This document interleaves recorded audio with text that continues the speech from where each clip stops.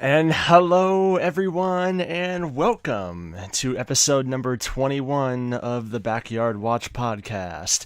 This is a jolly show where two people come together every Monday night to discuss whatever the heck they want to talk about, whether it's films, video games, TV shows, geeky stuff, whatever floats our boat, right?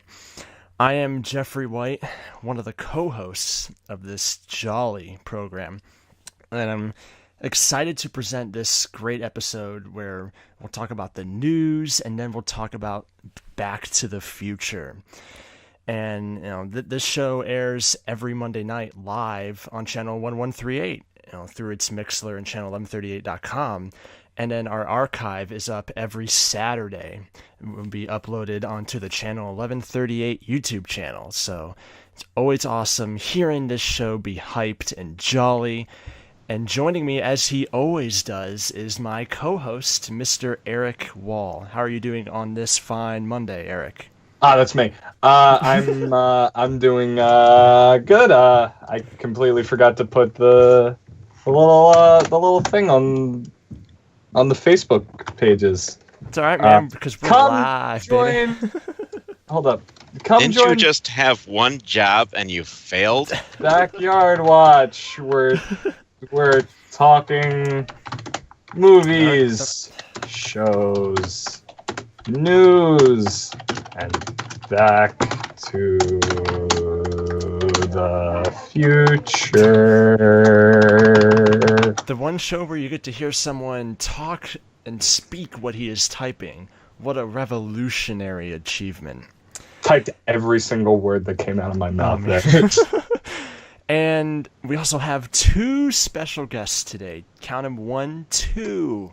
Two jolly people joining Eric and I today on this great Monday night.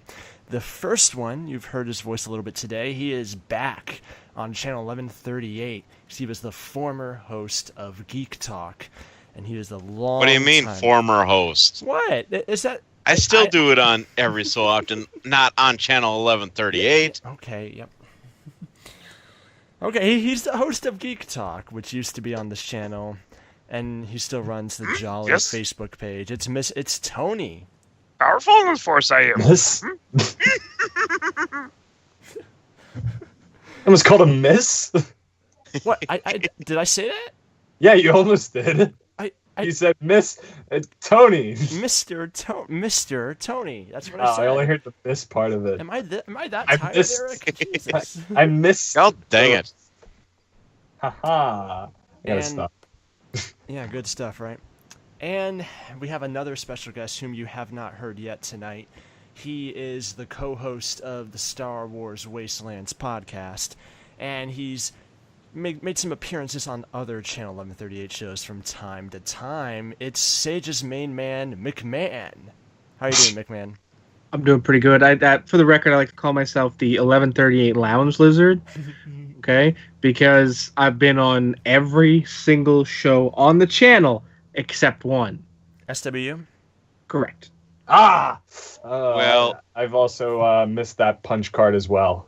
It's the only one keeping me from that 1138 bingo. You've never called into the show, McMahon? I came in the post call-in era. You see, I don't. Oh yeah. Okay. I don't count the calling in as being a part of it. Like Jeff, you were technically a part of SWU for the Jedi Pod. Oh yeah, true. Everything. Well, if that counts, then I'm gonna punch my card pretty soon. Well, see, the pod? thing is, though, McMahon, if somebody decides that he wants to do a late night show, there may be a show might come back. Well, late night, that's still right in the middle of my time, so don't worry, I'll punch that one too. And I guess Rory's show on Saturday. I've never done that. All right, we can't forget about this little topic: Super Bowl. Super Bowl. See? Horrible segue. We got there. Look how clean that segue was. Look how clean it was. That was not a clean segue, but you know what was clean? You know what was clean? Eagles winning the Super Bowl. That was clean. Hey, see, that's a better segue. That was awesome. That was pretty awesome. Yeah, and I was excited. I was happy because of the fact that I didn't have to hear all the Patriots fans cheering, No, rubbing it in the Broncos' faces. Instead, they complained and said that the Eagles cheated. Well, of course you did. This Probably. is rigged. All right. Of course you did. Yep. Is it Very happy. really cheating if you cheat against a cheater? No.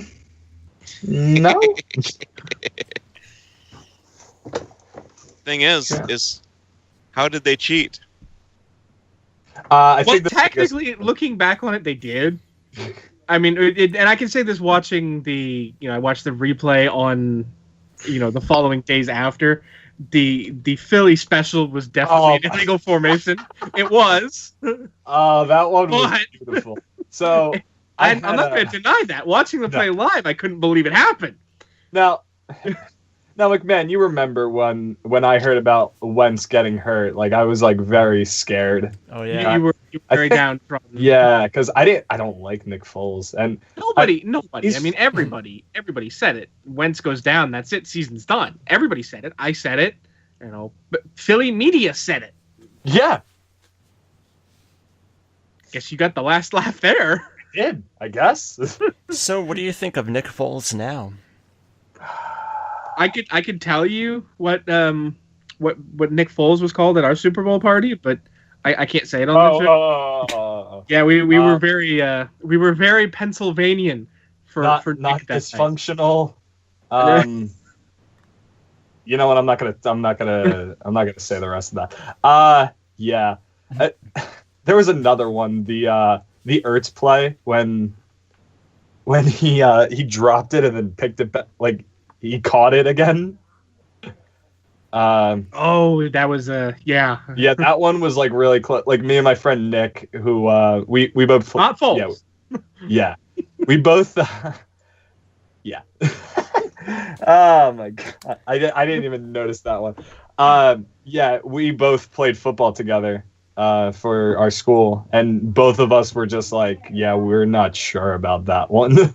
But then they called it, and I was just like, hey, I did that because I had an Ertz jersey on. I was really happy. So I think Eric, what'll convince you to actually go to Toronto for Solo Pod is if you guys do a Channel 1138 flag football game. Oh, that'd be awesome. I'm serious. Flag football, man. What, or just normal football, some sort of football, man. I don't think that would work so good.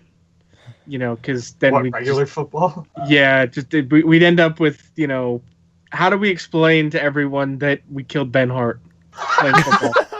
I mean, we're already pushing the limits. We're already pushing the limits by trying to get him to suit up as a goaltender at the Hockey Hall of Fame.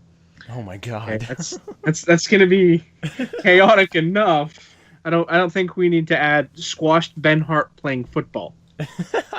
Here, I thought he was always protected by the couch on wastelands. The couch can only protect you so much. Oh man.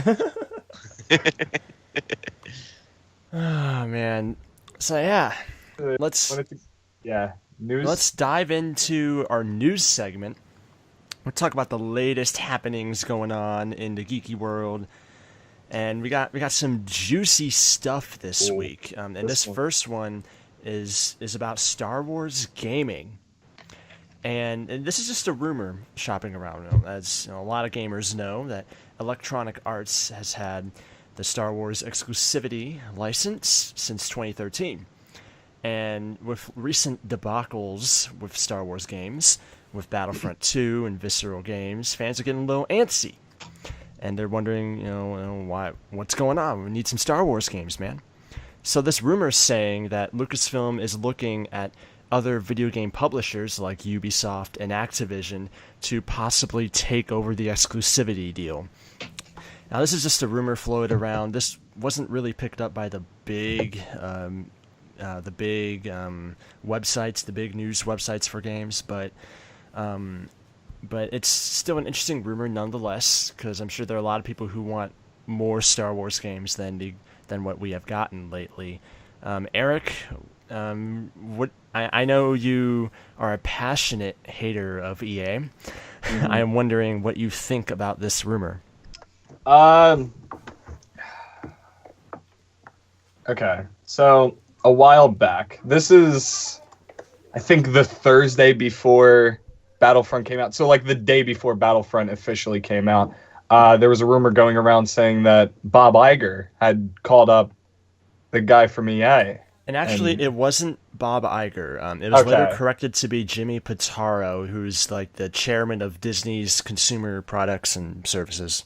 Oh, okay. Regardless, Disney guy calls up EA guy. There we go. One calls one. And the other does not want to call. And he, from what I heard, he threatened to take away the license, correct? I think so. That's what the rumors said, at least. But yeah, we never really know because these are behind closed doors and stuff like that. Backdoor shady deals. Yeah, you never know. But like to be a fly on the wall during that conversation. I know, right? Yeah, so what do you think about the possibility of going to other publishers? Okay. Don't go to Ubisoft. Wait, why? All right, so I do not like Ubisoft. I'll give you a couple of examples. Assassin's Creed Unity, Watch Dogs. I'd say Origins is pretty bad. From the 5 minutes that I played it and then immediately turned it off. Whoa, hold on. Are you talking Assassin's Creed Origins? Yeah. Okay, I'm gonna have to take you out behind the barn. Let's go. We can fight about this, McMahon. Well, you don't want that. The last good Assassin's Creed is Black Flag. No. We can fight about that's this. the peak. That's the peak. Oh, There's okay. no question. Okay. That is the peak. That is the best one that has ever existed. But to say that was the last good one is Syndicate was okay. Syndicate is factually inaccurate. How is the story of Origins? Because I only played 5 minutes and then turned off the game, and this was like maybe a month ago. You should have kept going because I don't like the combat. It is different. I'll give you that. It is a lot different than what we're used to. But I don't think it's different bad because let's be honest, Assassin's Creed combat has always sucked, even in Black Flag. Yeah, it's not wrong. But it was like, I like the Arkham style of combat that they had. The counter and all, like, stuff like that. Yeah, but I would say that Watch Dogs and Unity are perfect examples of why they shouldn't be given a Star Wars title, really. And to be fair, like, I think that both Ubisoft and Activision, like, they're not as, I don't think they're as evil as EA, as far as their practices, but they're still clinging on to this games as a service thing. Yeah. And that's a little worrisome, I think, because because like it's like they advertise it. What games as a service is, it's like you have so much content you can release over time. But the problem is if you release things over time and you release more and more and more content, the costs go up. Things cost more. So that's why some publishers use loot boxes and microtransactions to make up those costs on development. God, I can barely talk today. So like that's what worries me. I'm worried, if EA's already doing it with their planned Star Wars games with games as a service, but I'm worried on what would happen if it went to these Ubisoft and Activision. Carry on, Eric. Okay. So I perfectly agree with you because I think the problem is like we're getting like a lesser evil between the three because EA is definitely up there. They're the worst. They're the actual worst. And then Ubisoft and Activision are not far behind, but still they're not nearly as bad. Well, but at least they're better than what we have right now, which is just EA Star Wars and maybe a Lego game sometime. I would also say that they have better quality control, a little bit better. And Eric, what do you think about Activision? Activision's fine. They're fine. I mean, I think Call of Duty and Destiny are basic examples of why they shouldn't. Destiny. I'll present this to all on the panel. Like obviously, for the guests, if you haven't played, actually no, I'll just ask it to all of you. What do you guys think of where Star Wars gaming is right now, and do you think that they should choose a different publisher to make Star Wars games? McMahon? Well, I think we're stale. We're stagnant because you gave it to one person. I mean, I liken it to you give every Star Wars film to one producer, eventually they're all going to look the same. And that's what they've done here. I mean, yes, you can hire different directors and, actors and things like that, and sure, they might look a little different, but at the end of the day, they're still the same thing. That's what we have right now. I was never for exclusivity because each studio has something that they do better than others. EA, to me, that's the sports studio. They built themselves on EA Sports.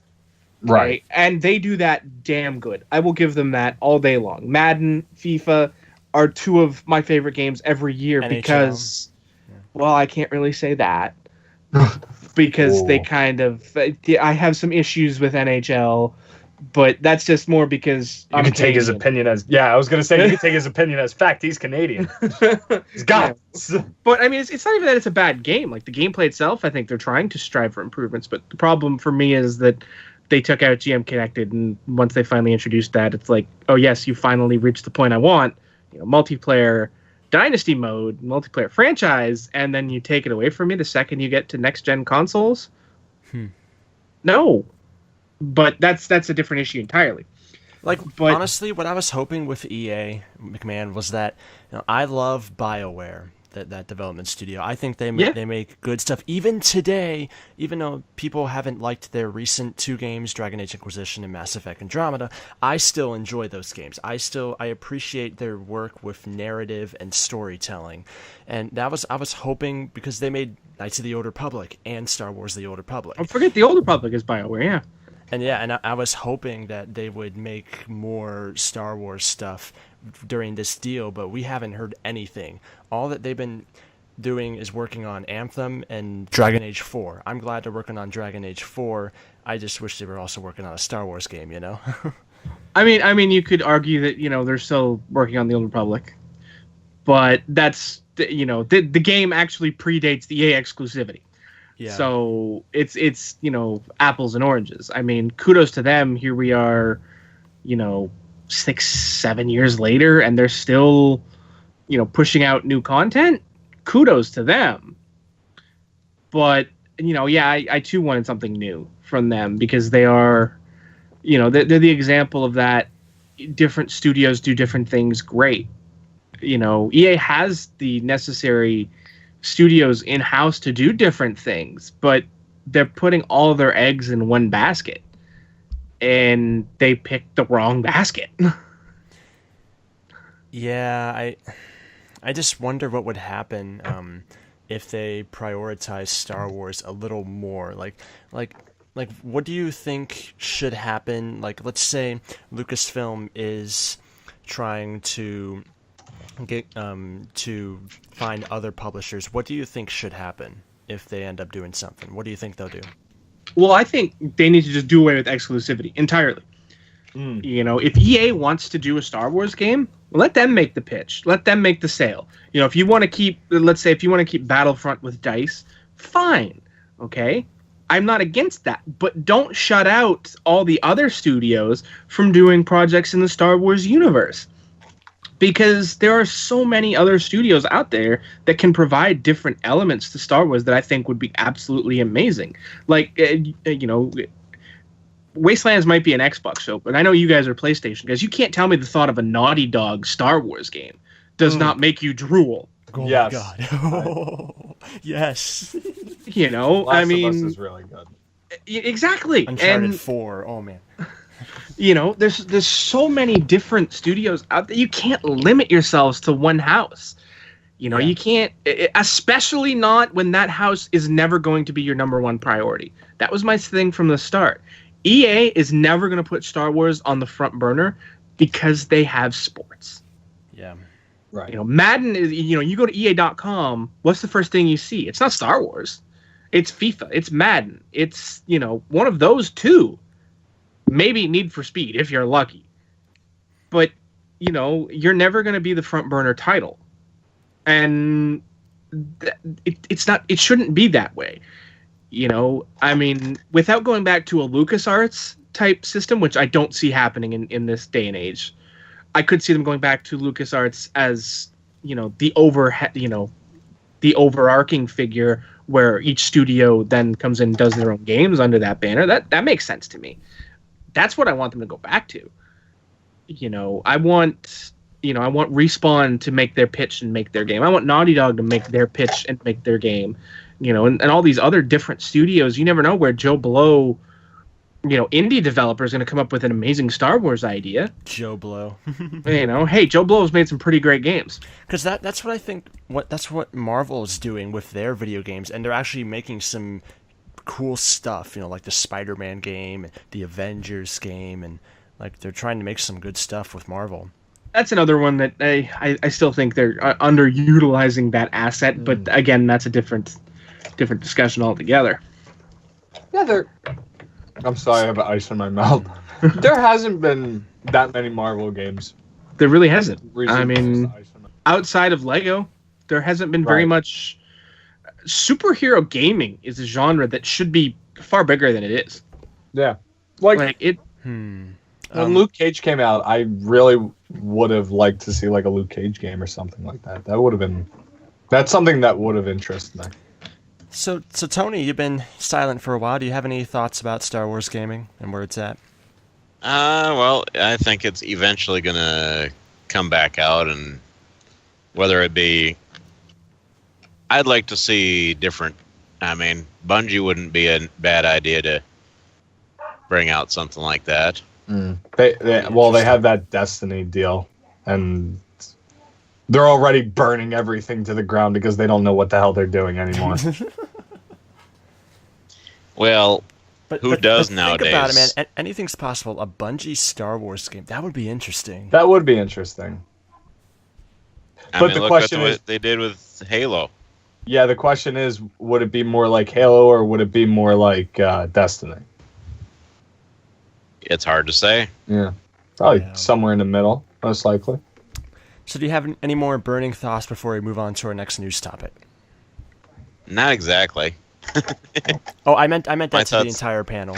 Nah, I'm good. I think I've said everything I have to say on Star Wars gaming for now. So tonight, so we are recording this, for those of you listening on the archive, on February 19th, 2018.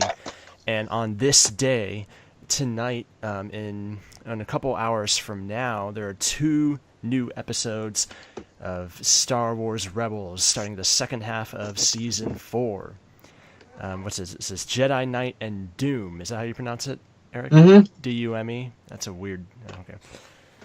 So... It's Kanan's last name. Oh, duh. Okay, I remember you saying well, that. rather his real last name. I was going to say, what now? Yeah, his real name's Caleb Doom. Okay, no. See, then you said real name, and then I was like, oh, okay. So what are your guys' hype levels for the return of Rebels as it winds down a little bit? I just want to know how it ends at this point. Like, I swear, if they do it on a cliffhanger like the Clone Wars, I'm gonna be aggravated. No, I don't think there's any chance of that because we all know that they pulled the rug out from under Filoni on the Clone Wars. Yeah, and Dave Filoni really wanted to get this done. Yeah, I mean they've known when it was all said and done here. They didn't get that with the Clone Wars. All of a sudden Disney comes in and says no more. Yeah, right. So will you guys? I do not have Disney XD on my TV. But are you guys going to? Are you all going to watch it tonight? I am. Yes. Tonight, no. But DVR? That's because I'll be a little busy doing Fandom Fraternity. But tomorrow I will be definitely doing my best to catch up tomorrow. Tony? I don't have cable, so all right. I don't have access to I won't be watching it live tonight. I have to stream it sometime at some point. So Oh. Get hyped. Star Wars Rebels is back, and yeah, Eric. I haven't even watched season 3. So Let Eric, me you do wanna this with ice in my mouth. No, what? Sorry, I got buddy. this one. All right. So, Entertainment Weekly. Okay, wait. It's starting to get better. All right.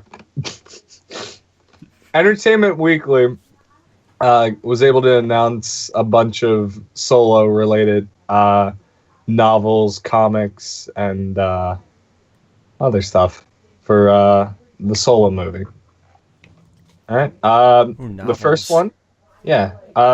Okay, so the novel is Last Shot, which covers Lando and L337, the co-pilot that he has. This is taking place before Solo: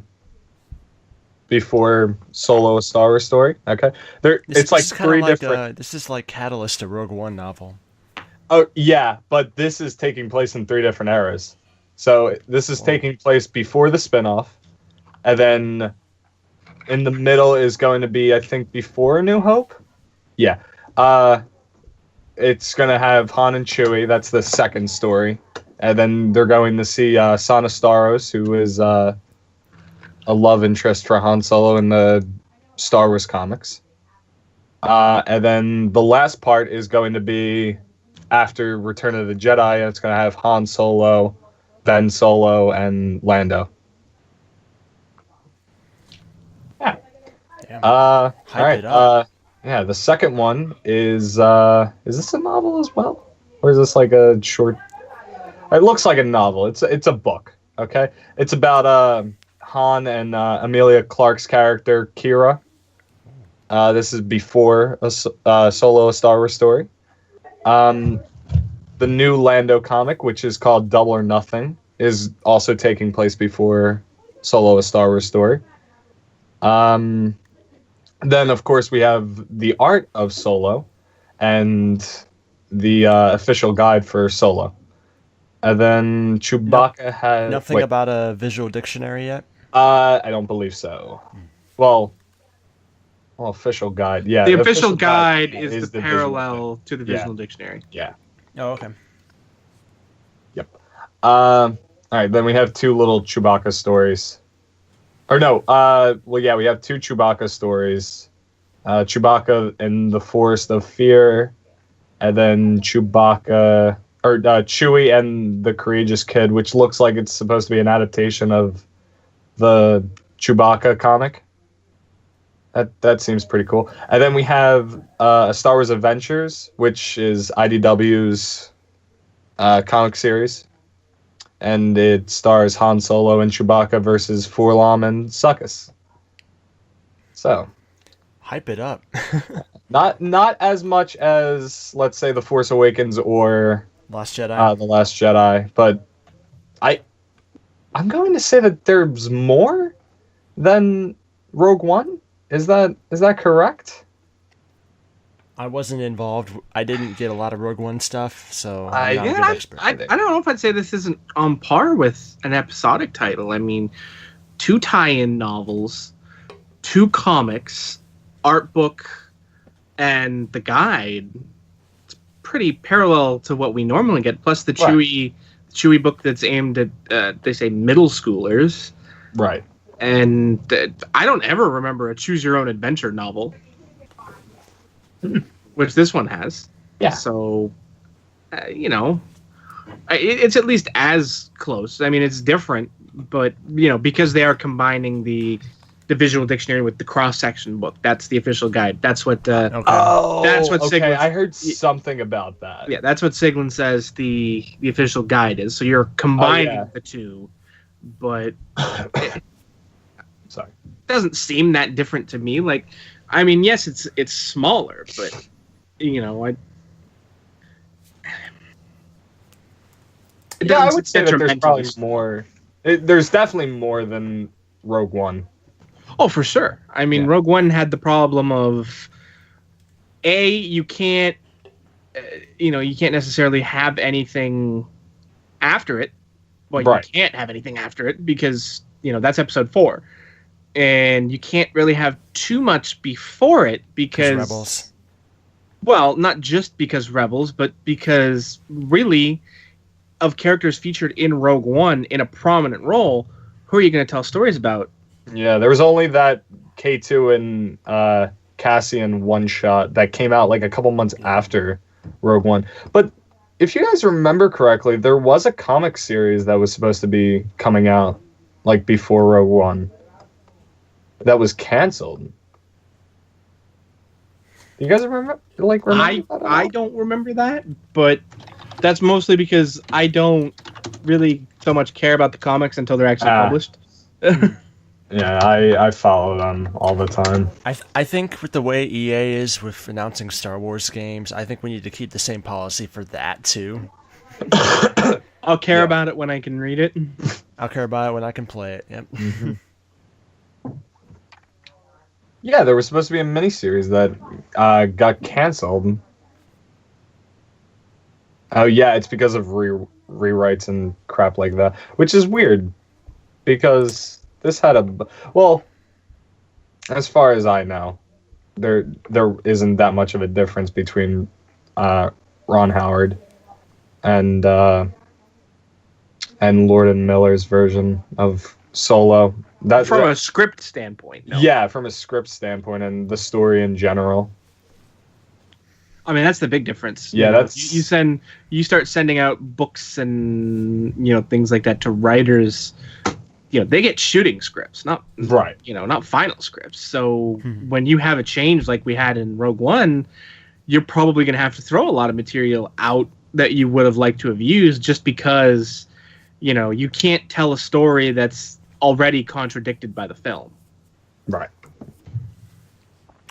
Well, there's more Star Wars news today. Yeah. Ooh. And it's the new patch for Battlefront 2. It's currently installing on my PS4 right now. and they had some cool bug fixes. They added some stuff. There's this new limited time. Yeah, Eric? I had a picture of everything that was changed. Give me like 2 I remember they added a limited time only mode, and I think it's called Jetpack Cargo. Yeah. Okay. Here goes some of the highlights. Increased duplicate payout, spawn tweaks, milestones now claimed automatically. That's pretty good because you'd have to leave the entire match and then go back to it. Okay. More maps added. Yeah, more maps added to arcade. I know that. Not Tattoo. The Death Star was one of them that was added. Blaster bolts and sabers more vibrant. Phasma staff ability improved. Higher droid dismemberment probability. Players received 2 free emotes. Hero and weapon changes. There are 3 new skins, which are for Luke, Han, and Leia, which are just the Hoth skins. Yeah. And then here goes the ones that were. Here goes all the heroes that were buffed, which is Luke, Lando, Boba Fett. Pretty much all of them saw a nerf, a buff, or a tweak. Yeah. Okay. Yoda, Iden, Kylo Ren, and Phasma all buffed, and then the nerfed people are Rey, Chewbacca, Vader, Palpatine, and Bossk. Vader also saw a buff. Did he? Yeah, they tweaked his when he goes into rage and gets the health boost, they increased that. Okay. It's now a 200-point health boost instead of what it used to be. Yeah. I know that the last patch really screwed with Boba Fett. Like, he would just die really quick. Oh, I heard about this, yeah. And I did not want to play as Boba Fett that amount of time. Yeah. So what are your thoughts about this, Eric? I like the skins being added. I wish Because I remember you did a lot of struggle to get that smuggler Han Solo Oh my skin. god. Let's talk about this real quick. McMahon, are you familiar with the smuggler Han Solo skin from Battlefront 2? I know it, but I'd be lying if I said I ever even remotely tried to get it. Okay. Well, for those that don't know, it is Han Solo. It's the aftermath version of Han Solo, which he has a beard. And Also, yeah. the Han from story mode. Yeah. Yep. I took an entire day to unlock the thing, and I never play as Han Solo. So, Time well spent, buddy. yep, Time well spent. Yep. So it's So it's good that there are new skins now, the Hoth skins, correct? Yep. I really hope that they add actual skins for like the troops and all. Because I don't want my officer looking the same as like Steve's officer. That's what I loved about the first EA Battlefront was that you had customization options. Yeah, you had like 20 different heads. That was cool. And then, I missed that. yeah, and then you had the choice to either have the head have a helmet on it, or for it to not have the helmet. But anyways, let's get to our next news topic, if that's okay, Eric. Yep. And actually, you should talk about this one, Eric, about Marvel. I got this. So, Chris Evans, he was doing an interview. I think this is Entertainment Canada, right? ET, is that Entertainment? Entertainment Tonight? Yeah, I guess so. Yeah. Well, the Canada, that's a thing. Yeah, ET Canada. Oh. Okay. So he was getting asked about like Marvel and all, and he talked about how there's nothing that Marvel can do. I'm basically paraphrasing. Would you like me to read the actual quote? Yeah, go ahead. McMahon, do your best Chris Evans impression. I was going to say Hemsworth. Well, that'd be a completely different one. No, do a Hemsworth. Hemsworth impression. doing Evans? Yeah. All right. There's nothing Marvel Studios can't do. And I'm sure it's going to have the exact same effect when Captain Marvel comes out and then the Black Widow movie comes out. Marvel just has the winning recipe, and they're kind of one step ahead of everybody else. Yeah. That's the quote he gave to ET Canada. Thank you. So. Give me that Black Widow movie. Come on, bring on Scarlett Johansson. Be okay with that. Probably have, Hawkeye as her sidekick or something. That'd be sweet. But to be fair, he is, retired. Yeah, he has a family. Yeah, he's got. I don't think he would do it. Maybe he has a cameo. Or maybe Nick Fury come back. It could just be a solo movie. I can see that. Oh, Scarlett Johansson as Han Solo, you mean? Oh no. That wasn't what I meant, you goof. All I can say is, if you're doing a Black Widow film, okay, so help me God, if her hair is not red again, I'm coming to every single one of you and I'm stabbing you in the eye. Oh my god, I don't like the silver blonde hair that she has right now. Okay, she's Black Widow. She is a redhead. She is Russian. She is beautiful. God damn it, she doesn't need to be a blonde bimbo. Yeah, I think from a story perspective, it does make sense though. If she is not undercover and pretending to be somebody else when she has this blonde hair, I'm gonna be so mad because seriously, she looks like crud with the blonde hair. I mean, her eyebrows, man. Like, oh my god, she has Matt Smith eyebrows. Oh boy. Do you have any thoughts about this, Tony? I haven't really been paying attention to some of this stuff, but I don't exactly have much for thoughts on it. All right. So anything else, McMahon, before we move on? Red hair, okay? Red hair. Hashtag red hair watch. That's right. So a little niche movie called Black Panther was released last Friday. Mm-hmm. Haven't seen it yet. I haven't seen it as well. I'm waiting for everyone to die down. Die down the hype. Yeah. Which I've been doing with like every single Marvel movie that has come out since Civil War. I don't mind die down the hype. I just don't want to, I get my fix of crowded theaters when I go see Star Wars. That's it. Yeah. Well, Yep. we'll probably have more thoughts on Channel 1138 in the future about Black Panther. So how about this other hype? Wait, no. I was gonna Sorry. say how much money it's made. No, I'm playing. So I don't know. This was a really good idea because they definitely did. They opened it on President's Day weekend, so it's great for the film. Where is the thing? Okay, so it had made. Yeah, on Thursday it made $25.2 million, just on Thursday, and then by Friday it made $76 million, and right now for global it is at $387 million. That's good for a Marvel movie. Yeah, that's perfect. I love it. Yep, and That's a way of saying screw you, haters. Yep. A domestic opening like you said, 4-day weekend because it's President's Day. Right. $235 million. That's insane. Yeah. Like domestically, add in the extra 169 worldwide, and you're $404 million.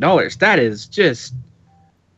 And this time traditionally is not good for film, Yeah, February it's like the worst for a lot. Like January, February, and March are usually the worst, but like look at what Star Wars did. Yeah, but like look how like Logan and Deadpool have also done like during this time period. Oh yeah. Yeah. I don't know. It's just you got to have the right movie, and it seems like that all three of these movies, Deadpool, Logan, and Black Panther, have all like done something right. Yeah, I'm looking forward to seeing it sometime in the future. Can't wait to hear all the 1138 podcasts talking about Black Panther. Mm-hmm. This actually, just to point this out, Deadpool also opened on President's Day weekend. $152 million. On their okay, so I'm reading this wrong. It's not opening. This is top 4 President's Day weekends. Whoa! Whoops! Whoa! My reggae station started up by accident. Boom! Accidentally clicked on Pandora. Continue, McMahon. Yep. The highest weekend, 4-day President's Weekend, is Black Panther, $235 million. Deadpool is number 2, $152 million on President's Day. And then I wouldn't imagine anything else even coming close to that. Not remotely. Those are the only two above 100. After that, the next highest is 50 Shades of Grey at 93. Then, if you can believe it, Valentine's Day at 63. Rounding out the top 5, here's the kicker for me, Ghost Rider. Oh, man. I remember they released a video game for that movie. Oh. Abysmal. Also in the top 10, Daredevil. Oh, God. You ready to move on, Eric? Yes. That's where we cut it off when Daredevil, 2003's Daredevil is mentioned. That's it's enough. Like 2004's Catwoman. No, God, no. That's worse. No. Worse. The only way that you could have put that. If you can argue about Halle Berry in a Catwoman suit, I mean, visually it's great, but could you call it anything other than Catwoman? well, pretty much you could if you really pushed it, but how many different versions of Catwoman have there been? 5? Let's go with 5, because both of us said 5. Well, I mean, 2 original series. Yeah. Michelle Pfeiffer. Anne Hathaway, and Halle Berry. Oh, and then Exactly. and then the girl that If you count Gotham 6, Yeah. Cameron Bike And and then the Batman Arkham series, Great Well, we're Lion. not counting animated. Yeah, okay? Or that's else way we'd too be at much. like 100. Yeah. All right, so let's talk about this other trailer that premiered. I think it was last Wednesday at the Olympics. Is that right, Eric? Day. Yeah, that was last Wednesday, right? Wednesday. Yep. Wednesday. And this is for a movie we already know about called Incredibles 2. I'm sorry, what? hyped. I've never heard of this film. Never heard of it. No. So McMahon, real quick, have you did you watch the original trailer that Jake had sent to the Channel 1138 group chat? Thankfully, no. Damn it. What, you don't like it, McMahon? You're not interested? No, that's not. I figured since Jake was the one who sent it, there was about a 90% chance it was a Damn troll it. video. Damn it. So It was. I just It's- assumed that, I'll look for it somewhere legitimate. From the And- words of and Jake see it. Damon himself, it's meme-tacular. We were both we were both like conspiring against everyone. Had I literally been doing anything other than doing the Wastelands podcast, I probably would have watched it. But I was at Sage's, and we were doing the show, and I couldn't get away from the podcast. So I figured, you know what, I'll watch it when I get home, and I did. Only I just chose to not watch it in a link sent in the chat because it came from Jake Damon. Now, if you'd have got Ben in on it and got him to post it, yeah, you'd have got me. Ah, damn it. You can't. Well, now I know. The trolls cannot conspire to troll because then everyone's going to assume they're trolling. It just doesn't work that way. You got to pull in a patsy. So I remember watching the first Incredibles movie back in 04, or maybe it was 05. It was like this sleepover, like this little campfire we were having in the backyard of a friend's house, and we watched this movie, and that's the first time I ever seen it, and I thought it was incredible. No pun intended. Oh, you should have just leaned into it. Yeah, I would have just lean in. Some puns are worth making, even if they're bad. But yeah, I thought it was an awesome movie, and I'm very hyped for this. What do you think, Eric? I hope that it's good. That's all I could. That's literally all I could hope for. Oh, now I remember what I was looking up. I'm sorry. Danny DeVito cardboard cutout. So Tony, I'm not sure. Have you seen the first Incredibles movie? I honestly don't know. I did many a times. What do you think about The Incredibles 2? I haven't watched the trailer yet, but if Pixar has done anything with it, it's probably going to be good. I was watching clips from the first Incredibles, and I didn't realize like how bad the CGI is from back then. It was 2004, Eric. It was. It was pretty damn good. It was. All right, so now I'm mad. Aren't you always, Eric? I'm perpetually mad. It's just little. That's not even like the first time that I made that joke this week. I should. All right, so I wanted to buy a life-size cardboard cutout of Danny DeVito, and it's $79.97.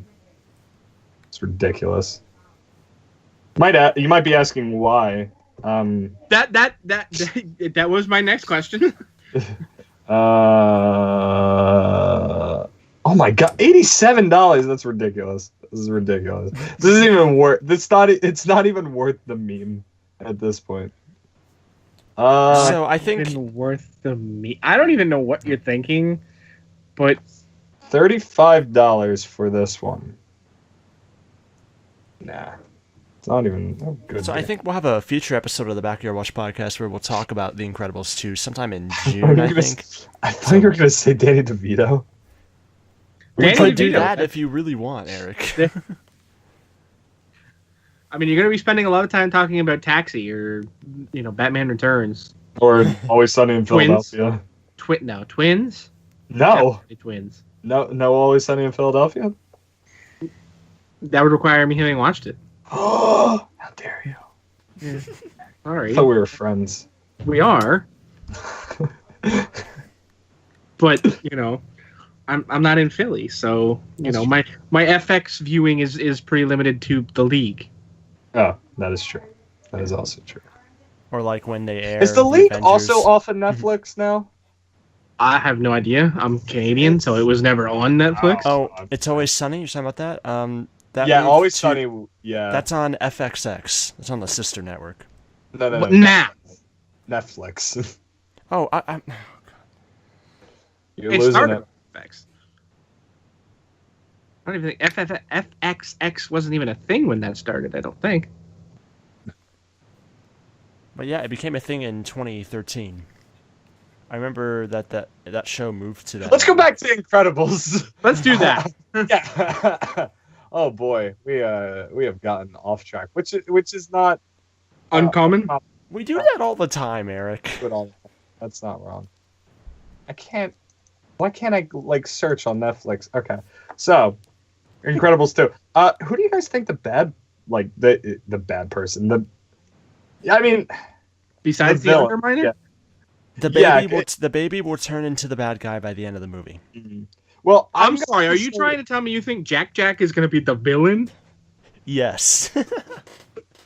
Did you hit your head?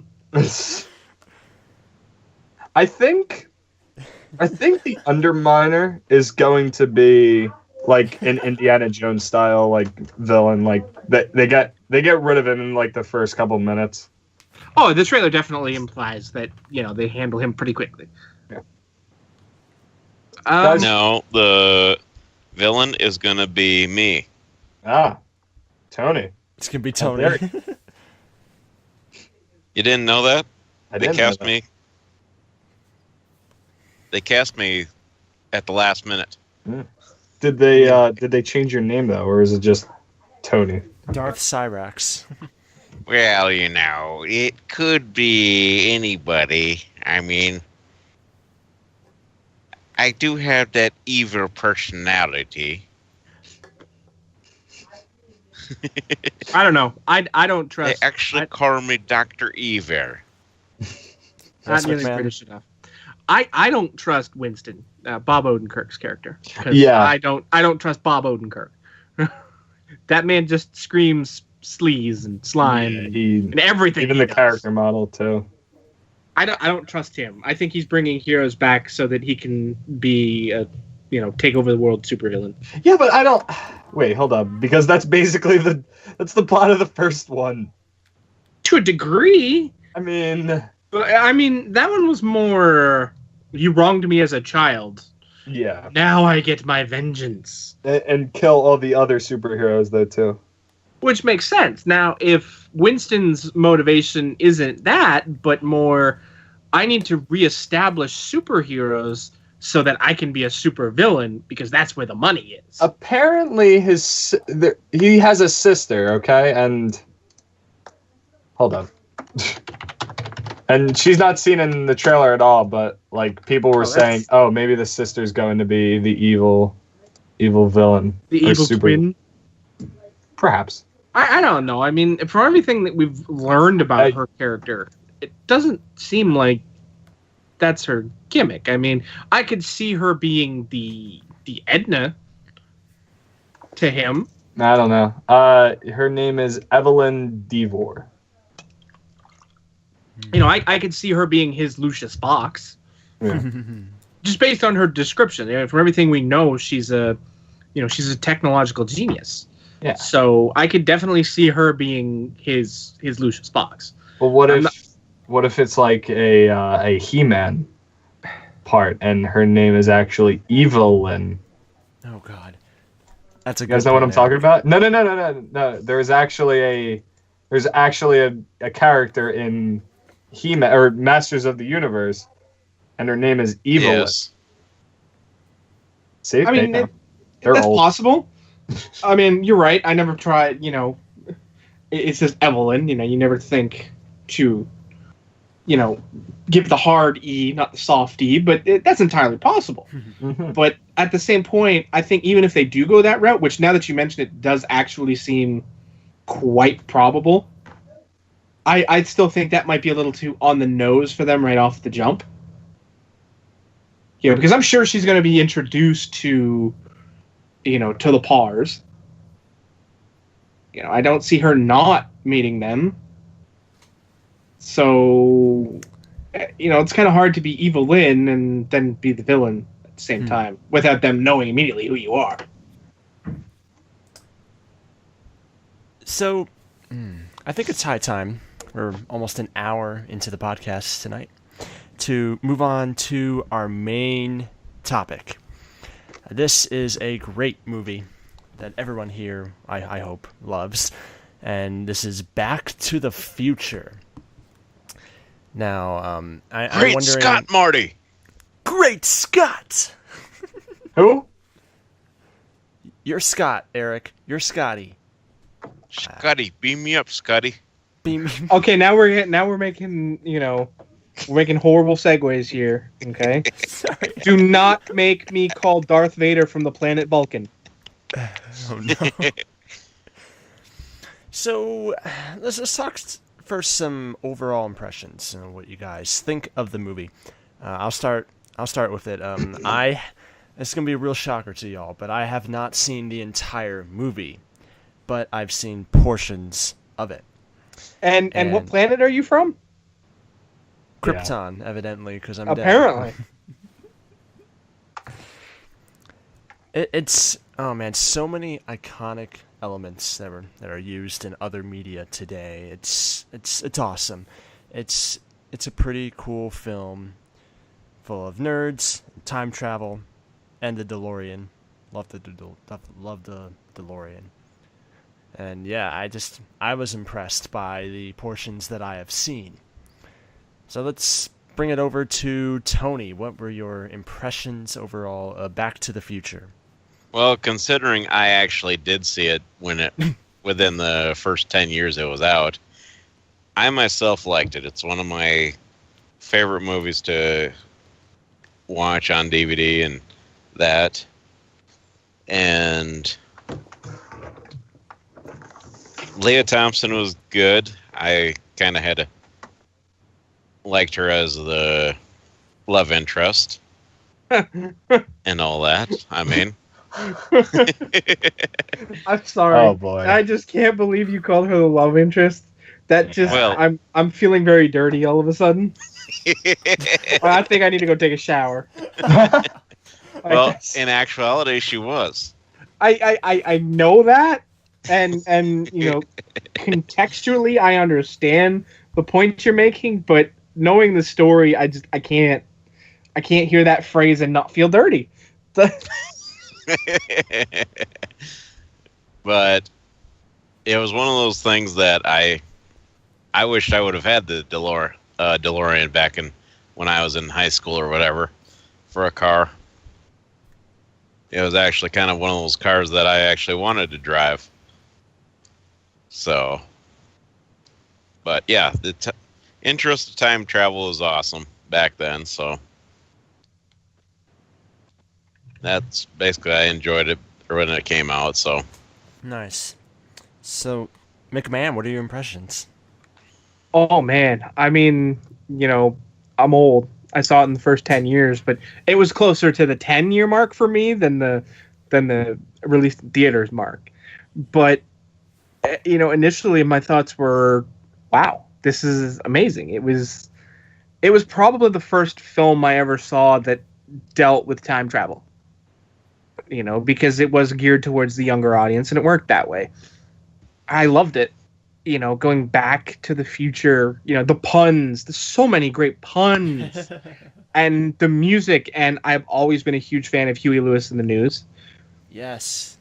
And, I love it so much. The story enthralls me to the point that, Back to the Future is one of my favorite trilogies of all time.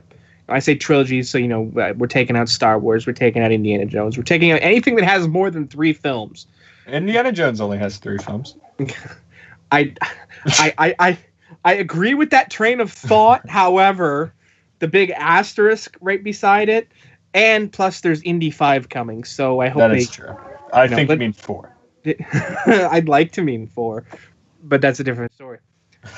For films that only have 3 and not ones we don't talk about or anything like that, but it's one of my favorite trilogies of all time. I love it. I can still sit down and watch them. I own all 3 on VHS. I own all 3 on DVD, and I own all 3 on Blu-ray. And I still don't feel complete because I don't own the cartoon series. I've watched the They cartoons. never really Well, hold on. released that fully. They did on the Blu-ray set. Did they? They did. Yeah. There was a version Wait of a the minute. Blu-ray set that had the 3 movies I think I and the have that complete version. series. I think I have It that just version. came out last year. Oh, never mind them. I don't have the version. And I got the Blu-ray set like 2 weeks before the complete. I bought it at Costco because I'm cheap, and they didn't have the double, and they didn't have the double anywhere else around, so I bought it, and then like 2 weeks later, the movies plus the TV series started showing up, and I couldn't justify spending that money again so soon after having just bought the trilogy. But I will. Wow, that's some good impressions. Thank you, McMahon. Thank you. Eric Wall, what are your impressions overall that you had of Back to the Future? It's a movie. I will reach through this Skype call, boy. Oh, I'm not saying that's just a movie. I mean, like, it's very, like, culturally, like, one of the best trilogies of the world. When did you see it first? What were your impressions? Probably like 5 years ago. I watched it for the first time. Which, I mean, 12. That's not too bad. I mean, I guess you are that young. Okay. Yeah. I have to keep reminding myself of that. Yeah. Well, to be fair, before that I was like Jeff. I didn't know. Like, I only like saw parts of the movie. Yeah. I really do love the movies though. Real quick, do people not like 2 more than 3? I don't. You don't like... Okay. You don't like 2 more than 3? I'm one of those rare exceptions that 1, 3, 2. That's my order. Mm-hmm. I've heard a lot of people go that order, though. See, I'm the opposite. Everyone that I talk to say I'm wrong. That 2 is like, the second best. I don't think it is. 3, for some reason, feels like a television movie to me. 2 is extremely prophetic, though. Yeah. Hey, McMahon, don't listen to those other people, man. You can have whatever opinion you want to have. Tony, how do you feel about this? Does it go 1, 2, 3, or 1, 3, 2, or 3, 2, 1, 1, or 2, 3, 1? Okay, so basically, I'm one. If you want the complete story, without interruptions, basically, you go 1, 2, 3. Well, you have to. Because of the fact that that's the way I usually watch them. I will go 1, 2, 3. Otherwise, if you think a favorite of 1, 3, and 2, then to me, that's like, okay, how did you not get into all of it at the same time? It's kind of like Star Wars for me. And you guys know how I am about that. Mm-hmm. So, I am one where I like them all about equally. Right. So, there is no unorthodox order to watch them or like them. So, for me. Makes sense. All right. So, McMahon, what do you think the story of Back to the Future 1 is? What do I think the story? Oh man. What is the story of Back to the Future Part Uno?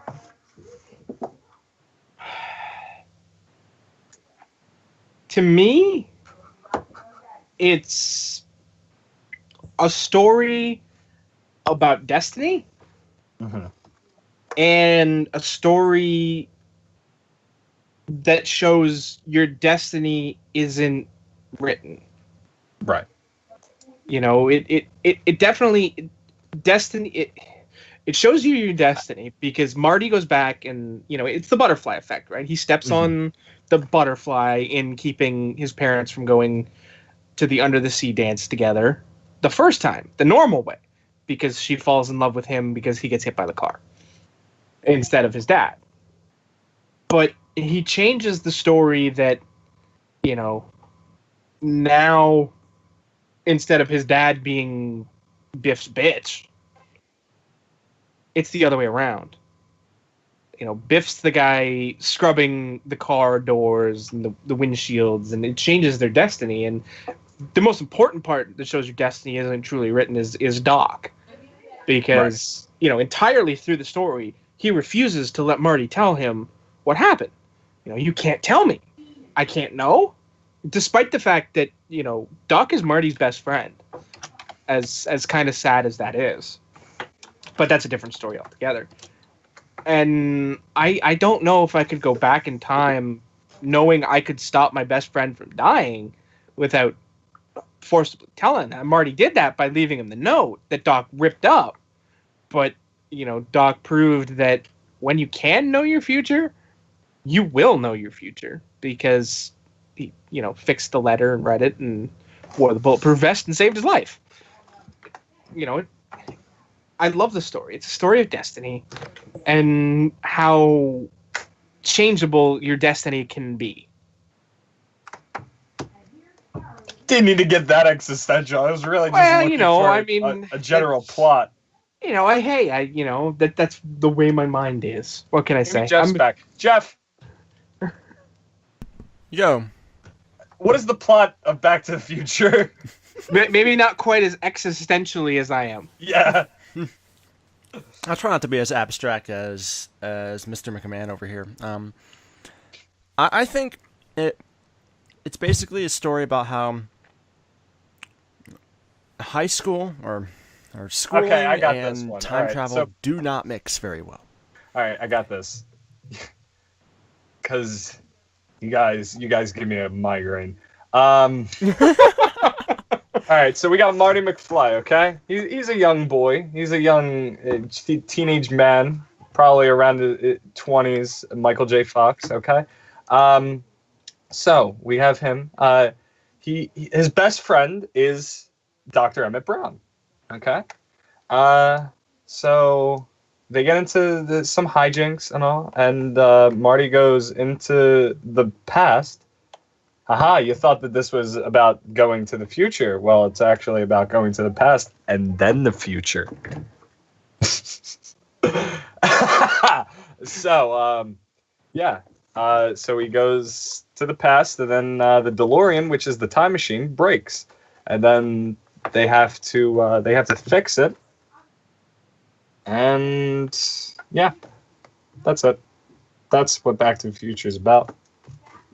And they win in the end. Let's talk about the cast now, guys. Okay. I think that was actually like the shortest like summary that I've given anything. I go extremely existential, and then you give us the cliff notes. Right. Okay. Okay. All right. So let's talk about this. Michael J. Fox. This is one of his earliest movie roles, correct? I think this was his first film role. His first major film role. I thought that Teen Wolf was before this, or maybe it was. Same year. Yeah, same year is what it is. Actually, his first acting role was actually film Different Strokes, film I role. believe. Film role? Yeah. I don't know if that was exactly I think it was Secret to My Madness. Success, actually, was Midnight Madness is what I found. Yep, apparently. I was gonna say I knew it wasn't. So. Yep. And then after that, Family Ties.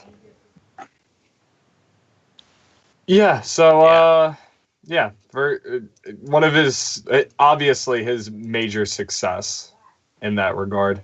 Christopher Lloyd as Dr. Emmett Brown. Is he Christopher related Lloyd. to Jake Lloyd? Maybe. Just No. maybe. I'm gonna go with a big no. Maybe. Because perhaps somewhere on the family tree, like to the 10th or 12th, Jake Lloyd is as related to Christopher Lloyd as Tom Hanks is to Abraham Lincoln. I've met Christopher Lloyd. I wish I had. He's like way up on my celebrity list. I have. I shook this man's hand. I was gonna say shaken this man's hand. I'm shaken. I would have been shaken had I met him. Ooh, I like it. Yeah. Christopher Lloyd, famous for such TV shows like Taxi.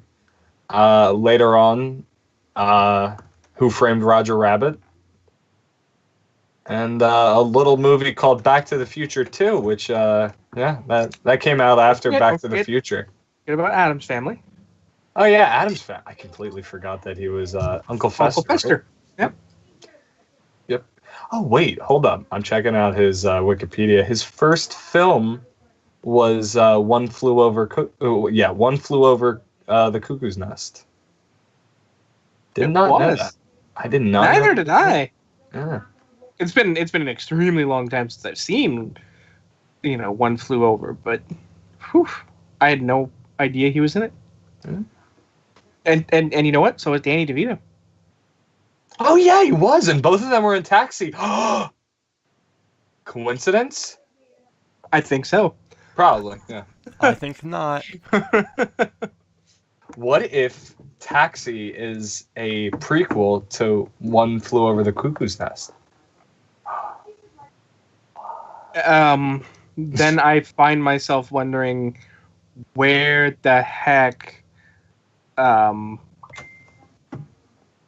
where was Latka? That's what I want to know. Mm-hmm.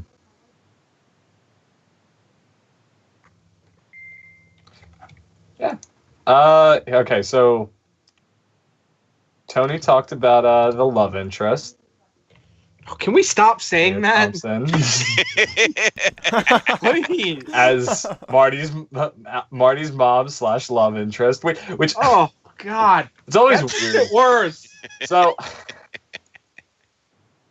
oh my god.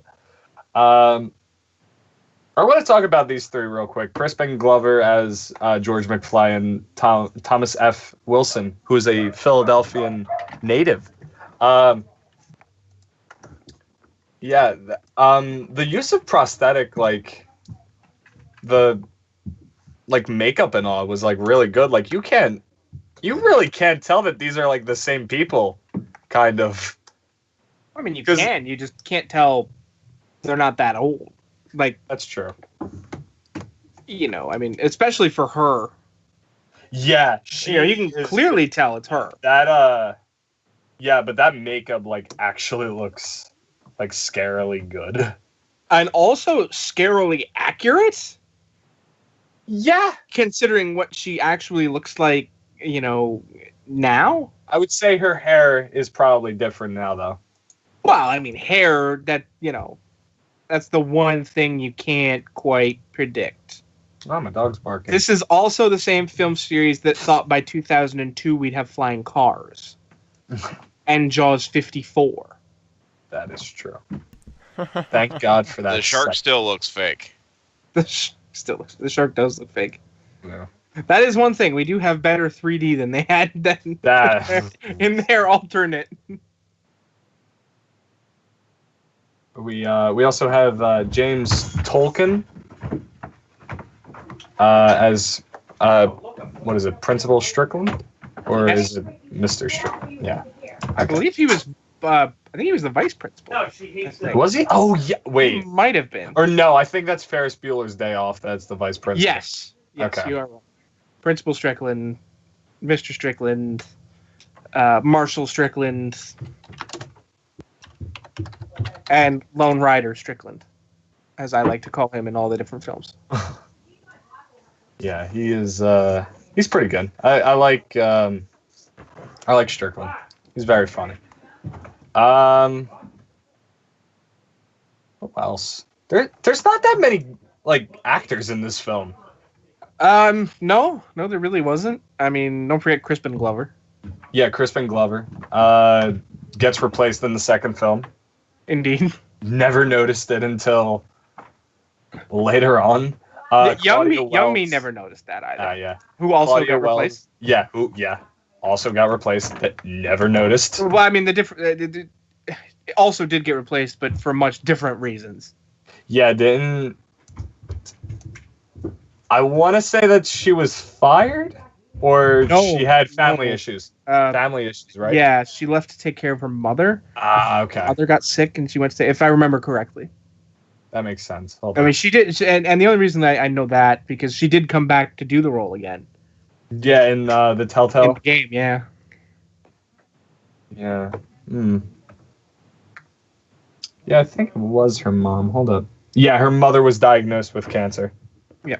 Billy I can't believe I never noticed Billy Zane was in the movie. Zane's in this movie? He was Match. Oh yeah. So unless I'm mistaken, he was the guy in the truck that Marty was going to race. He was one of the guys in the truck anyway. Oh yeah. Special effects, really good for the time. I think that they still hold up today. Oh, absolutely. I would say that in the entire series, the special effects pretty much holds up, except for the shark. The only special effects that don't hold up are what them predicting the future was going to be like and getting it so vastly wrong. Yeah, well, I would still say that works. Like I would say that their like perception of 2015 is pretty good, and Except for the execution. hoverboards, I mean, self-lacing well, shoes, yeah. Well, no, the well, 4D, Jaws McMahon. 56. how do you have that already? Though? Well, we have the shown self-lacing it. shoes. That we do have. That's true. And, But that's about it. And we have We're those almost at stupid, hover. like rolling boards. We're almost at hoverboards. They've been tested. Yeah. But we're not quite there yet. But yeah, the special effects that they use is pretty good. Oh, yeah. It's not that they were bad or anything. Like, you know. I thought that that's what you were trying to say. I'm like, McMahon. Oh, no. they were bad insofar as their projections of what we'd have today. They were awful. Right, yeah. Flying cars, we don't have flying cars. Not even close. Not even a little bit. We have airplanes, but they had them in 85. Okay, so, what else? Okay, so you know what was always weird to me? What's that? The almost incest relationship that happens. Yeah, that was a little weird for me. Yet, at the same time, it's the reverse of an Oedipus. Right. Which is something we've never got before because time travel isn't something we usually get like that. But I like it because to me, young me never thought like that. But older me gets older and starts thinking about things and realizes, I can actually maybe understand it a little more because who better to fall in love with than your own child in the past? Right. Where like it makes sense on a weird plane, like, I don't get me wrong, I don't want to go back in time and have my mother fall in love with me. That's weird. It's disturbing, and I would respond exactly the same way Marty McFly does. Yeah, disgusted. I don't think I could go back in the present and look her in the face ever again. No. I would also be extremely weirded out that, you have to assume that Lorraine and and her husband had a lot of interesting conversations as Marty started to grow up. Yeah. And all of a sudden he looks like Calvin Klein. Like, Yeah. excuse me, dear, do you have some explaining to do? Yeah. I would imagine that dinner's probably weirder in that second timeline. You know what always confused me? What was that? Why does Marty not get the memories from like his new past? You know? Because of the fact that really, Wibbly wobbly, timey-wimey. That's my answer. Yeah. That's pretty much the only answer. I mean, I can understand it from the sense of this is Marty from timeline A, goes back to the past in timeline A, creating timeline B, which he goes back to and replaces himself. Right.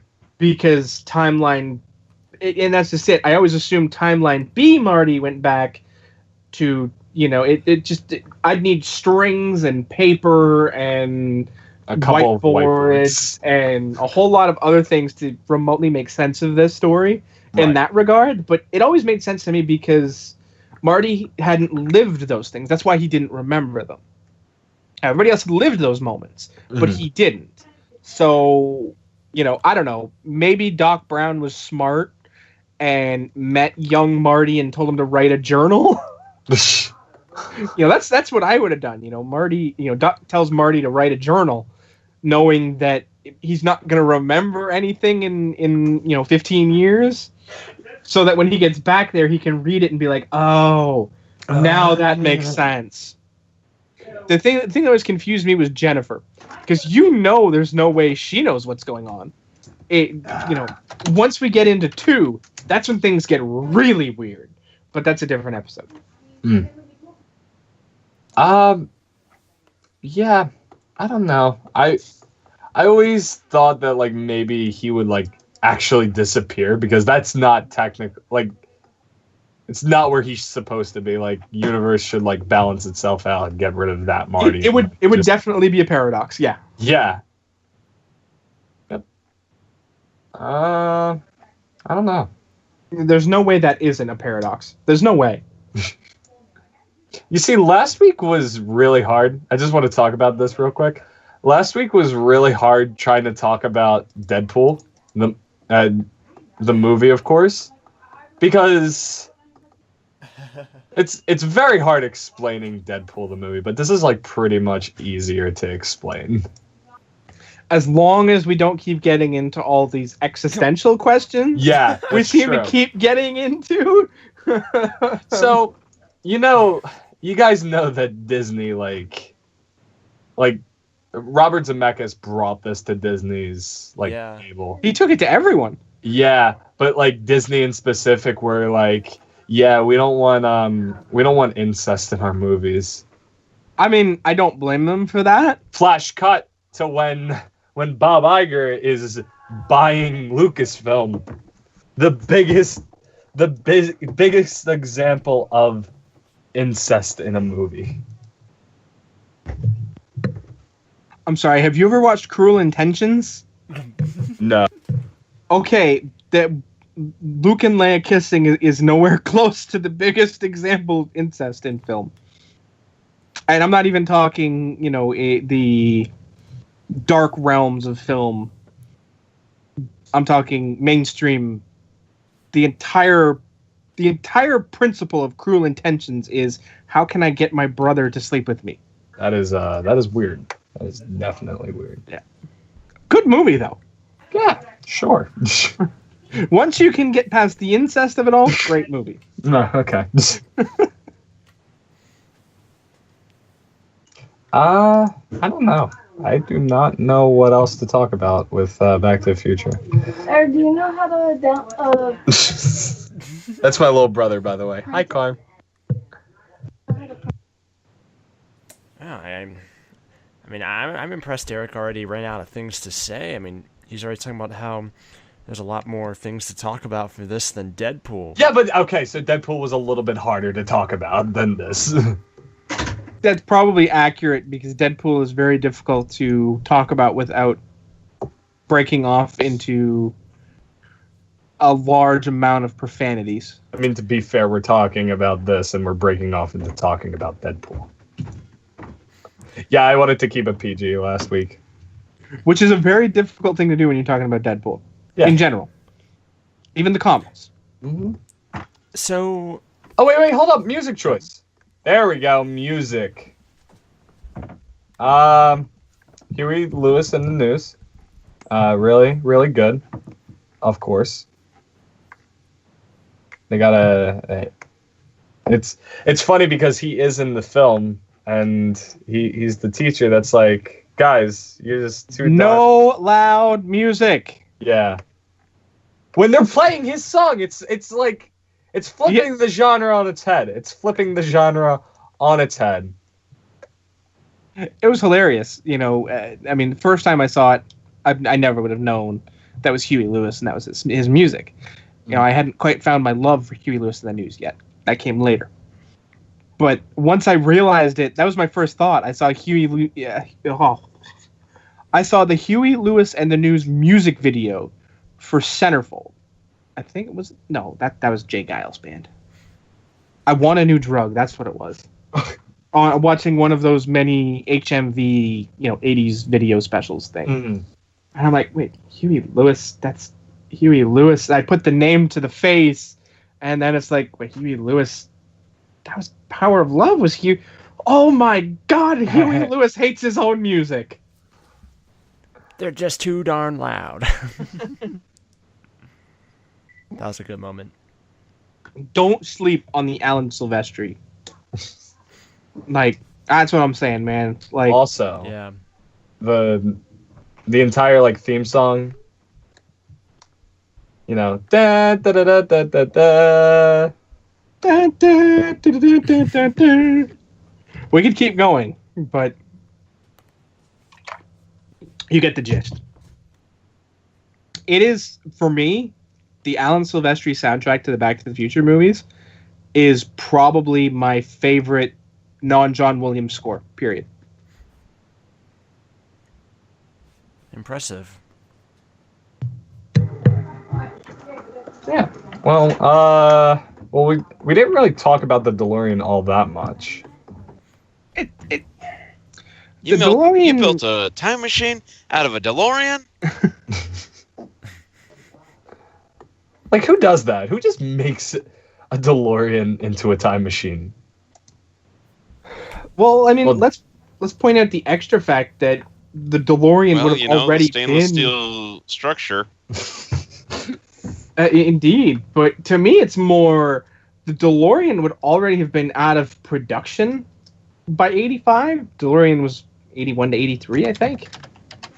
Oh, So either Doc bought that car new and had been working on the time machine that long, or he just found a really cheap car in '85 and it just happened to be a DeLorean. I would say probably the latter of those two scenarios. You think with Doc Brown, I actually am inclined to believe he it's was the rich. former. He was A rich. long time ago. Yeah, but no, he was still rich. He sold off all of his land. Most of it. Yeah. We found out since then in comics and what have you that, What have you? well, I mean, there's a reason. Think about it. Doc got knew the Marty. Well, no, think about it. Doc knew Marty extremely well, right? They're best friends. They spent a lot of time together, right? Mm-hmm. How come Marty had never seen the DeLorean? Yeah, okay. Actually. We find out in a comic book series that was partially written by Zemeckis, he consulted on it, that Doc had a factory, like an actual lab that he worked on the DeLorean in, that Marty found after the series of events in the films. Huh. Real quick, I didn't know about this. Jon Favreau's in Solo? Yeah, isn't he? He has a cameo. Yeah, he's the appearance, right? four-armed monkey guy. He's the new K2SO. You know what No. I'm talking about, right? The four-armed monkey that's in the trailer. I'm sorry, I'm getting off topic. I was just on the StarWarsUnderworld.com. Mhm. Little plug right there. Yeah, and it says Jon Favreau appears to reveal who he's playing in Solo. I didn't know that he was going to be playing anyone in this, honestly. Of course, not his first Star Wars role. Okay. Yep. Back to the future. Back to the future of Backyard Watch. So we were talking about we were talking about the DeLorean, and I know it very well, other than the movie, because it had a cameo appearance on the TV show Chuck, where they just brought the DeLorean in, and it was even used for a scene like it could only drive like 25 miles per hour. It was hilarious, man. It was awesome. Yeah, apparently DeLoreans were like notoriously bad, which I didn't know about. That's the whole reason they were only in production for 2 years. Yeah, that makes sense. No, don't worry about DeLorean actually getting what was he put into prison? Oh, I have no idea. What, DeLorean? Yeah, John DeLorean. Oh, he's dead. I don't think he was in prison. Yeah, he was arrested. Oh. Yeah, that's why everything like happened. Like that's why DeLoreans basically went out of production. Well, I think one was the cause of the other it was post hoc. 92 or 92, 82. The U.S. government found cocaine with recordings that led back to him. Well, now in that day and age, who wasn't doing coke? I mean, that's not wrong, but he got caught. Maybe if he'd have just made a better car. He died in New Jersey. So Jersey Shore. Let me think. Okay, Summit, New Jersey. Where is Summit, New Jersey? Nowhere near the shore. Okay. Okay. Summit, New Jersey. That's where John DeLorean died. Aren't DeLoreans coming back now? I don't. Well, I mean, this film led to a huge resurgence in popularity for them. Right. But like, yeah, darn. I know somebody was trying to bring the DeLorean back. I don't think they ever actually. Oh, yeah, here we go. Second company in January of 2016 was a thing. Hold up. I don't know. Hold up, because I heard about it. I heard about it again not too long ago. Oh yeah, the production of DMC-12 will relaunch. Yeah, will be relaunched in 2017 with 300 copies produced by DMC. It's just sad that when you said DMC, I'm thinking the Run DMC group. Oh god. I think if Run DMC had been involved, the car might have lasted longer. Probably.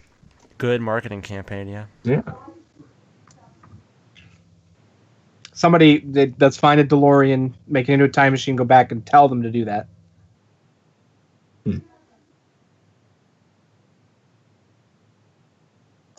Well, go ahead. I think a lot of the reason why the DeLorean kind of was picked as the car was because of the fact of its style. Yeah, it looks like a futuristic car. Like even now, it looks somewhat futuristic. I mean, it had the up doors. That's The pretty up doors. futuristic. I mean, how else could you describe them? You know, the doors. I mean, that that's go not up. wrong. But I mean, how many other cars do you know that have doors that all the cool cars have doors that go up? Lamborghinis have doors that go up. Ferraris have doors. Some of them have doors that go up. You know, the super rich and the super cool have doors that go up.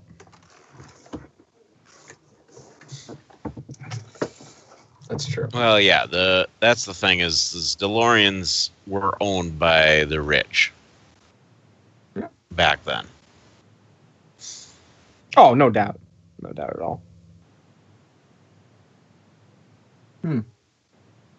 So. Yeah, I think I think this is starting to wind down now, just a little bit. I don't really know what else to talk about in this film. You know? Yeah, sort of breaking down into like full. What about the? Scene by scene stuff. Mm. There isn't too much left, I don't think. How about them basically taking away Chuck Berry's Johnny, like Chuck Berry making Johnny Be Good in this universe? Well, I mean, he still Johnny Be did, but yeah. I mean, I loved that, because That you also have, creates a paradox. well, not necessarily. Well, I mean, I'd have to look into it, but it just creates a Chuck Berry didn't write Johnny Be Good. That's all. right. I mean, that's not a paradox. That's just how is Chuck Berry going to credit some random teenager he has no idea the name of the person as the writer? I mean, it could have been assuaged my chuckles if later on in one of the other films we'd have seen, like let's say in Back to the Future 2, if we'd have seen during Marty's scene in the when he buys the almanac, if we'd have seen a Chuck Berry album that would have had Johnny Be Good written by Calvin Klein, that would have been hilarious, and it would have completely taken away the paradox. That's true. I do find it funny for that Fox never actually played Johnny Be Good. He was imitating a guitar and voice. I thought that was hilarious. Well, I mean that hilarious, yes, but surprising, not even a little. I guess it kind of adds to the absurdity of it all, Mm-hmm. Oh yeah, I mean you could always tell that Michael was not singing or playing the guitar in either of the scenes. Yeah.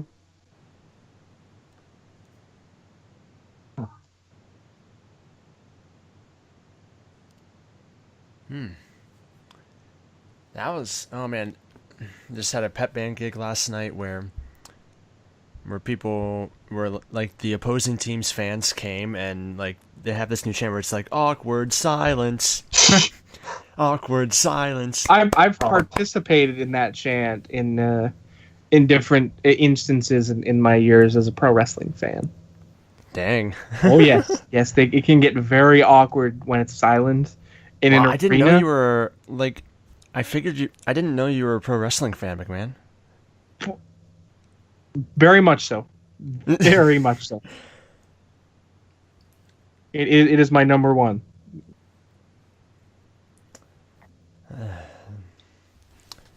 But yeah, you still there, Eric? Yep. So, you think it's time to... Do you have anything more that we should say about this movie before we give a rating out of 10? Oh.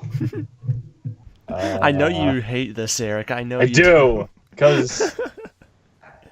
oh, wait. No, I forgot. Okay. So, Okay. you know what? No, everyone else do their thing first, and then I'll get to mine. What do you mean doing a thing? Everyone do their thing first, and then I'll get to my scoring of it. Okay. So, let's see. Tony, do you have a rating out of 10 for Back to the Future? I'm saying it's at least a good 9 out of 10 at minimum. And why do you think so? Because of the fact that back then the graphics were good. I mean, for its time, it actually did live up to the hype. Hype? That's awesome. McMahon, what is your rating out of 10? Ooh, that sigh. Oh, man. Not a sigh. It's deep thought. Okay. It's a thought. Deep breath. Okay. I think I've got to go with a 9.4. Oh, wow, you're actually thinking into this. I am. Because I have a hunch that one day it's going to end up on the Phantom Fraternity slate, and I might as well be ready with my rating now. What if it changes by then? It hasn't changed in 15 years. I don't think it's going to change at this point. Oh man, that's some deep mind stuff right there, big man. So I'll give my rating, even though I'm probably not qualified to give a rating, but I will give it a solid 8.8. Oh. Very satisfied with the parts of the film that I've seen. Did you really just do that? What? 8.8? Yeah. Oh my God! Wait a minute, Jeff. Please tell me that was like unintentional. Was that intentional, Jeff? No comment. No, no.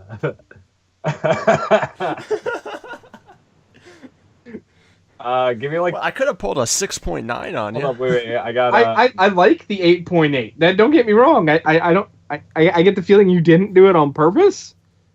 All right, I got my scoring. So Okay, what's your rating, Eric? All right, so McMahon and Tony, you guys don't know about my patent scoring system, okay? It is it is out of Huey Lewis and the News records.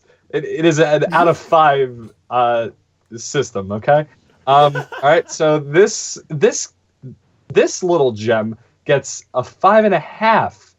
You see, sometimes there's a little bit of a half that goes on because someone actually broke a Huey Lewis and the News. So yeah, 5.5. Huey Lewis and the News discs out of 5. Well, that's the power of love. That's the power of love. The power of love. Oh man, That was so off key. Yeah. I'd I expect can't better. sing. from Okay, I'm Lewis. tired right now. It's the power of love. Power of love. It's a beautiful thing. Now I have to look up Huey Lewis and the News records so I can put it into the YouTube video. Oh man. So while you hear Eric typity-type his way to the Huey Lewis and the News, Got it. it's time for me to typity-type. No, I'm not typity-type. It's time for me to get to the greatest segment we've ever had on a show ever in the history of mankind. Everybody looks forward to this best segment ever. People And write this is- songs about it, such as Huey Lewis and the News. It is the one, the only hype factor. It's the hype factor. This is the segment on the Backyard Watch podcast where everybody on the show gets together and we describe. This doesn't have to be related to our main topic or the news that we discussed earlier. This is whatever you are most excited about, most hyped about. Hype. And yeah, it's my personal favorite segment of the show. Does anyone have a hype factor that they can say right now? Or if not, then I'll go I got ahead. it. I got one. I think this is probably going to be my fastest hype factor ever.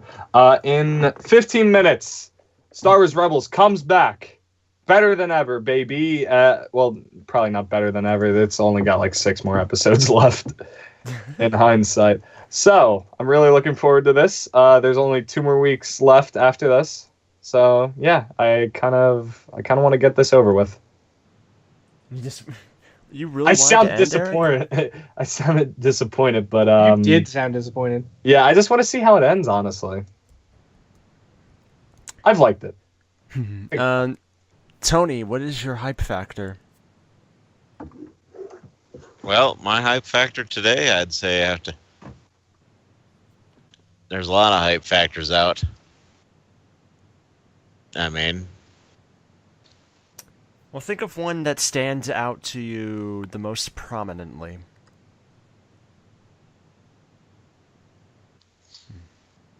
well, let me try to think here. All right, I'd we'll get back say- to you. Oh, okay, go ahead. Probably going to go see Black Panther this next week. But Wow. I'd probably have to say the new Han Solo movie is pretty good. Oh yeah. Solo, man, that trailer got me hyped during the Super Bowl. That was cool. That's awesome. But- yeah. Baseball season's coming up, so I see your point. A lot of hype factors going around. I see your point.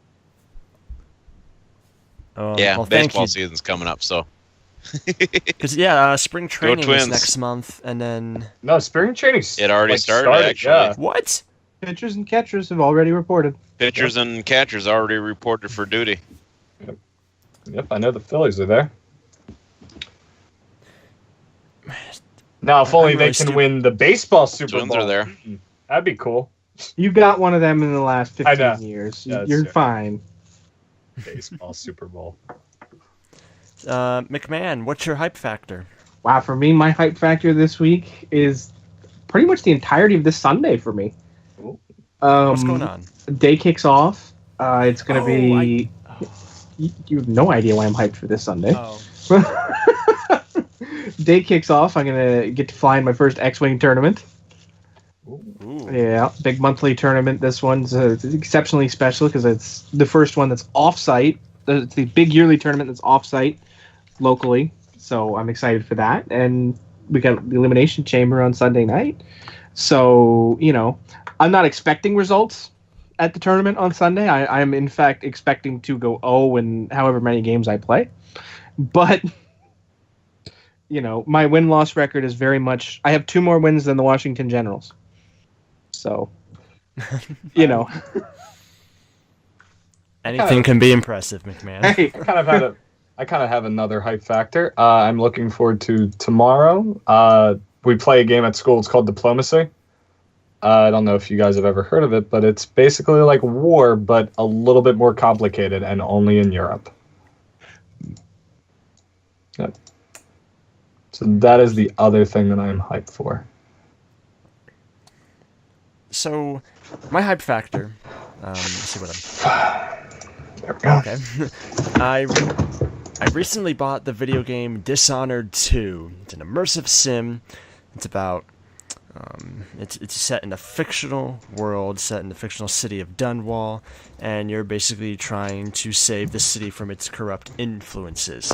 I recently played through the first Dishonored, and I recently got Dishonored 2. I haven't played it yet, but I'm really hyped to play through it. Probably start it this week and see how the game is. I'm super hyped for that. So yeah, that was the hype factor. The best time of the week every Monday.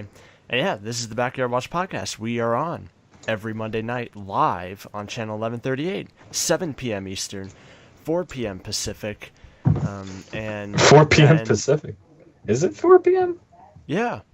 7 p.m. Oh, yeah, that's right. Eastern. I'm sorry. Yeah. I completely forgot for a second. I'm like, wait. Where's the Pacific Ocean again?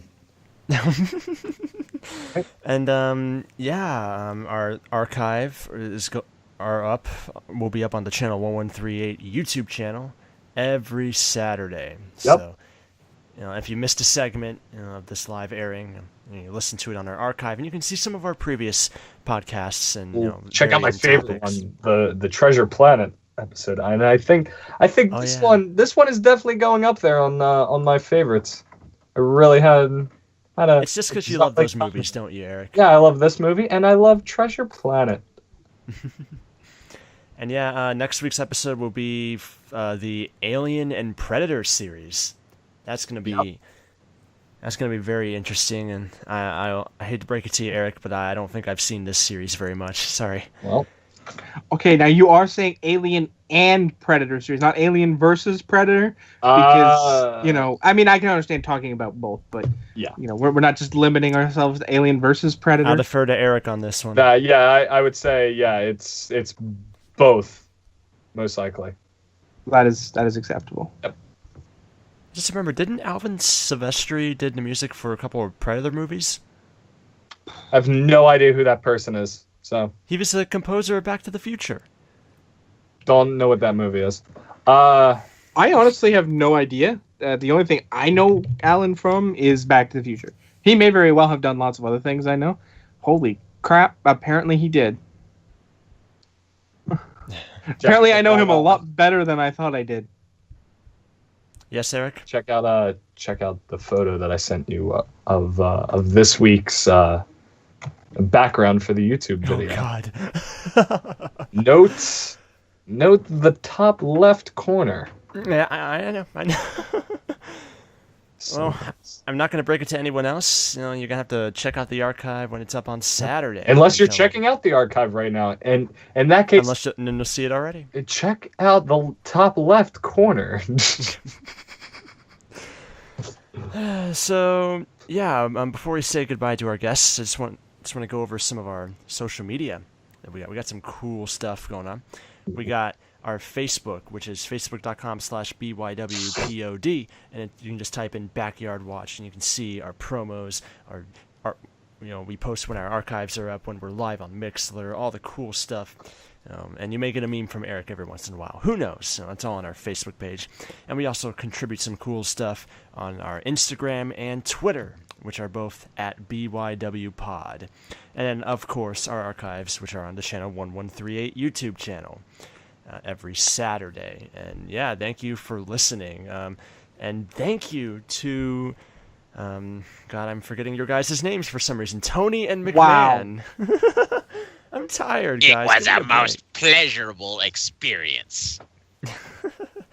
So, Tony, where can we find you? Where can we hear you? Where can we see you? Well, of course, if you've got the Facebook page, I usually get on there every so often, and there's always news on there going on. Basically, anything anime, Star Wars, Marvel, What's DC. What's this Facebook page you're speaking of? Facebook.com/GeekTalk1. Nice. Definitely check that out. It's cool to see Tony still using that brand to show his love for Marvel, DC, Star Wars, and everything. That's really awesome. Thanks for coming on, Tony. And also, especially Not a thank you problem. to You caught me on a down night. And I'm happy to have you back on the channel. It's really cool, man. And special thanks to McMahon, who is on this show again. You've been on in one or two episodes before, a couple episodes previously on the Backyard Watch. And you also host some stuff on Channel 1138. Where can we find you, buddy? Well, next time, I guess, if you're listening live, is in about an hour and 5 minutes for Fandom Fraternity. We're going to be talking about Thor Ragnarok and Star Wars Wastelands every Wednesday night, now at 9 p.m. Eastern on 1138, or on our YouTube, or wherever else we are distributing. Man, I'm facing against Ben Hart this week in trivia. Ben's good, man. I'm scared. That's going to be interesting. But no, yeah. But thank you so much to you both for being on, and yeah, we're on every week. Love the Backyard Watch podcast. Gets me hyped every Monday. Mondays are usually a downer day for me, so this show always brings me back up from the rabbit hole that is life and school and stuff. So yeah. Anything else before we go? Don't forget to throw somebody else's cereal across the rooms. Good night, everyone. Bye-bye.